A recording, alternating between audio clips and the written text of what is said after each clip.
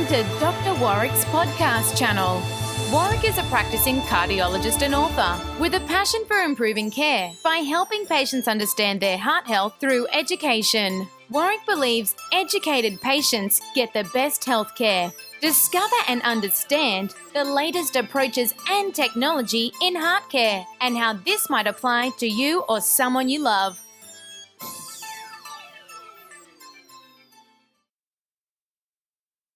Hi, my name's Doctor Warrick Bishop and I'd like to welcome you to my consulting room. Today I'd like to tell you a little bit about a patient I saw this week. In particular, I'd like to talk a bit about glucose and blood sugar levels and how they're assessed. The patient I saw was in her mid to late 60s. She was carrying a little bit of weight around the middle. Her triglycerides were elevated a little bit. Her good cholesterol, her HDL, was down a little bit. Her most recent blood test had shown a blood sugar level of 6.1. When I spoke with her, it became clear that her GP had organised these blood tests and had wanted to follow through. The GP had organised a glucose tolerance test. Interestingly, the patient had said she'd had one of these before, and she said she remembered that her blood sugar level before the test, before drinking the glucose, was a bit high, but after drinking the glucose was normal. That's interesting. I wonder what that says to you. What that says to me is that this lady, quite possibly, is producing insulin, but not enough at rest. When her insulin is triggered by a carbohydrate or a sugar load, her insulin response is very brisk.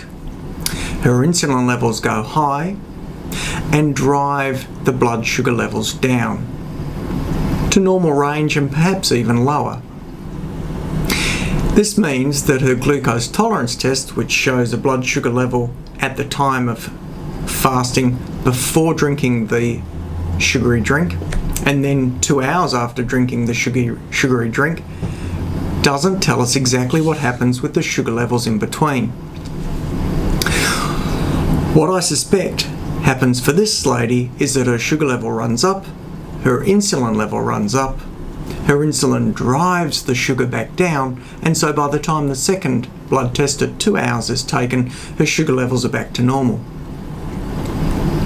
Well, because her sugar levels back to a normal range, the test is reported as normal. However, we know her fasting glucose is elevated, her triglycerides are elevated, her good cholesterol, or HDL, is down, and she's carrying weight around the middle. So it seems odd that the test that should be looking for an abnormality in this space is completely normal when she seems to have some of the signs. What I said to this lady is, look, hold off on the glucose tolerance test because of the limitations I've just described. What I said to this lady is, what I think we really want to know is whether she's resistant to the insulin she produces, or whether she produces a lot of insulin at any given time.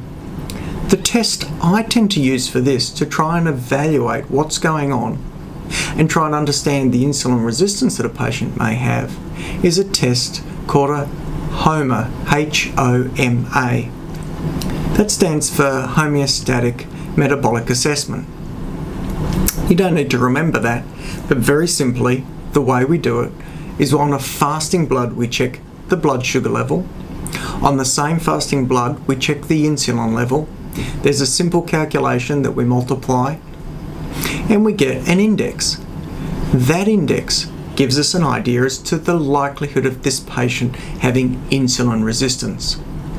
If the sugar is uppish a bit and the insulin is considerably elevated, then the index is high, and this clearly shows that the person is using a lot of insulin to keep their sugar under control. This means that they're insulin resistant. If the sugar's in the normal range and the insulin's in a normal range or lowish, then these people are not insulin resistant. Well, why is this important? The reason why I think this is important is for this particular lady, her fasting glucose was not high enough to demonstrate diabetes, and it was unlikely that the glucose tolerance test was going to demonstrate diabetes.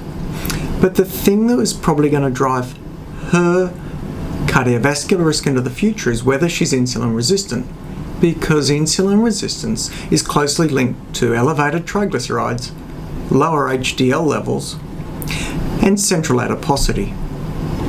These particular patients, in my experience, really do benefit from being aware of the carbohydrate they consume, and if they can start to cut it down and expose their body less and less to carbohydrate, they tend to turn down their insulin response, they tend to lose weight, they tend to lower their triglycerides, improve their HDL cholesterol, and overall have a much better picture profile for their cardiovascular risk into the future.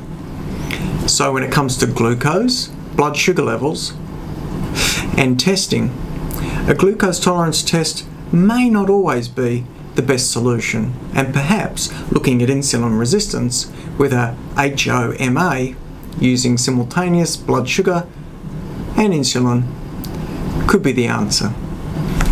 I hope you found that interesting and informative. As always, I wish you the very best, and I'd like to thank you for joining me. Goodbye. You have been listening to another podcast from Dr. Warrick. Visit his website at drwarrickbishop.com for the latest news on heart disease. If you love this podcast, feel free to leave us a review.